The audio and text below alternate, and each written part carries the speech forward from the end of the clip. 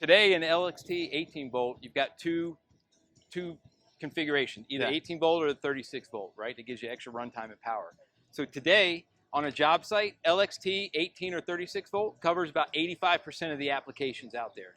The other 15% of applications on the job site today are corded because they need the power and the runtime, or they're gas, because nobody's solved that solution. Okay? So until we've gotten to XGT. So when we launched XGT 40 volt or 80 volt, if it uses the X2 two batteries, is really aimed at the users that primarily the main tool they're using on the job is that 15% that we can't cover today with cordless. So that's what we're really targeting. Guys that are using big demolition hammers, big power cutters. Like the SDS Maxes. Exactly. And 1.5 inch exactly.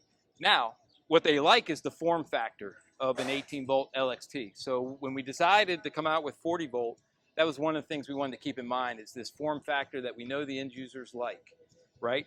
Now, I mentioned we're targeting these bigger users, but these bigger users also occasionally might need an impact wrench. They might need a drill driver or a recip.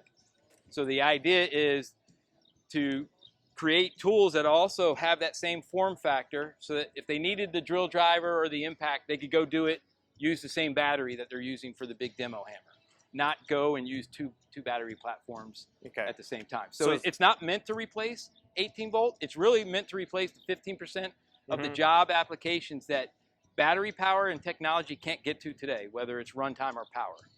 And that's really the premise behind XGT, is to go after big equipment users, but also provide all the other drills and other tools that they might have on the truck, and give them the convenience of one battery to generate multiple tools. So today, we're continuing every quarter. We'll launch new products under XGT.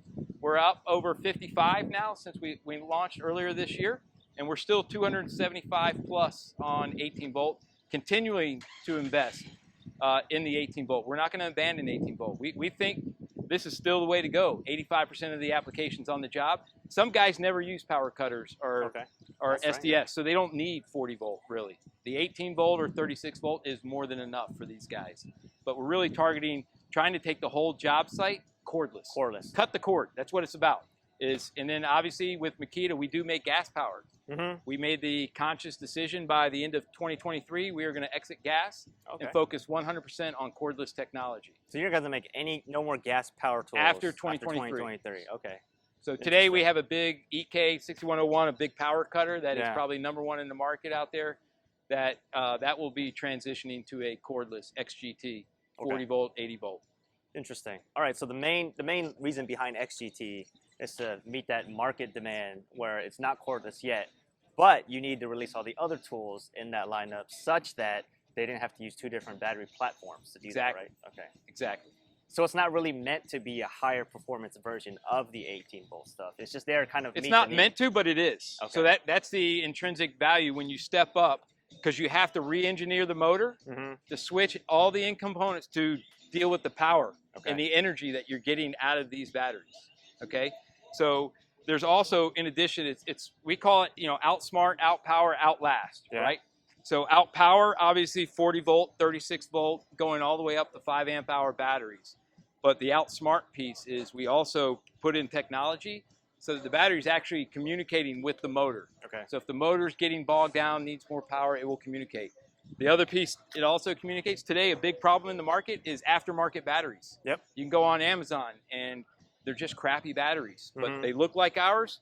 Now on XGT, our tools will be able to acknowledge whether that is a Makita battery or a third-party battery, and it will not work with the third-party battery. So we're getting a lot more smarter electronics into it.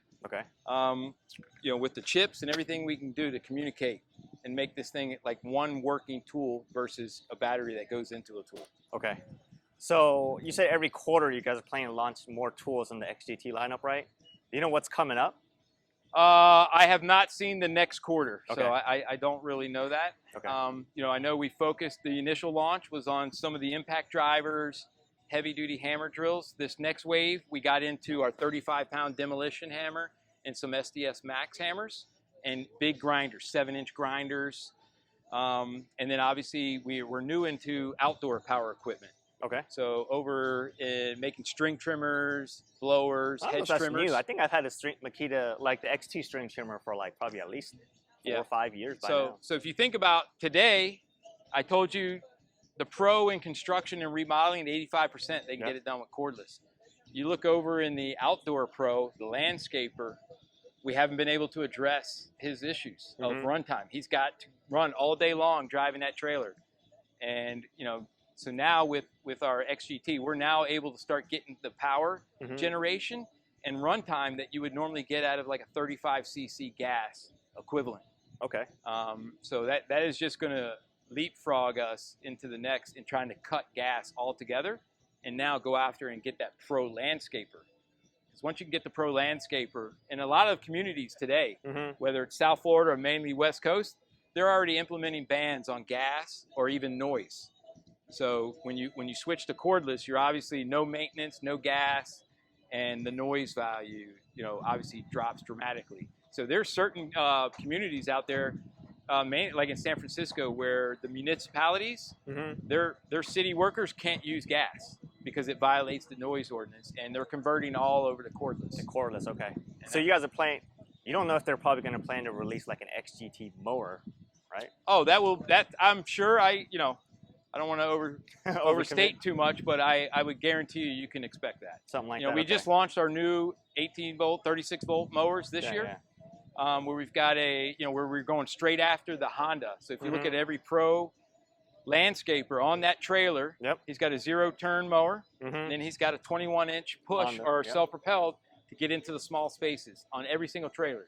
So when we launched our XML08 36 volt, we were targeting that pro that uses the 21-inch Honda as his, little push or self-propelled. Yeah, that's good. I mean, I workhorse. actually have the XML08, and it's a great mower. So we will obviously expand to that because that user group needs runtime even more because they're not just sitting around with batteries on a charger. They're in a car, not at a job site. They're mobile. So speaking of that, are you guys planning to release any new like higher capacity batteries on the 18 volt? I think it goes up to like 6 amp hour now, right? Goes up to 6 amp hour now. Right now, we feel like with our electronics and the brushless motors that we have, that and a lot of our chargers are rapid chargers. That the end user doesn't necessarily need the 9 amp because all that does is add weight and user fatigue over time.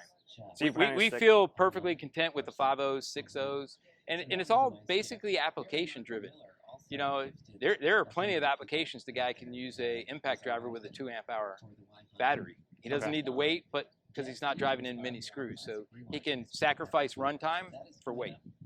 Yeah, I think that's fair. I mean, I think what a lot of people are like, all the fans are looking for, like, you know, everyone else is making higher capacity batteries and whatnot, but Makita's still on the 5 and the 6s, so. Yeah, it's, a lot of it is marketing sizzle. Out there, people make you think you need more to buy more, when in reality, if you've got a good drill that's efficient and it has efficient use of that energy in the battery, you don't need to go up. You don't need it. That's right. All right. Well, that's good to know. All right, so what kind of XGT stuff do you have for us today? So, hey, Greg, you want to give a demo on XGT? So you want to use it? You want me to tape you using it? Yeah, you can use it, and then I'll use it later. Right, so this is the new XGT GT01. It's the impact driver. What you'll notice is obviously it's way faster than the 18 volt. Okay.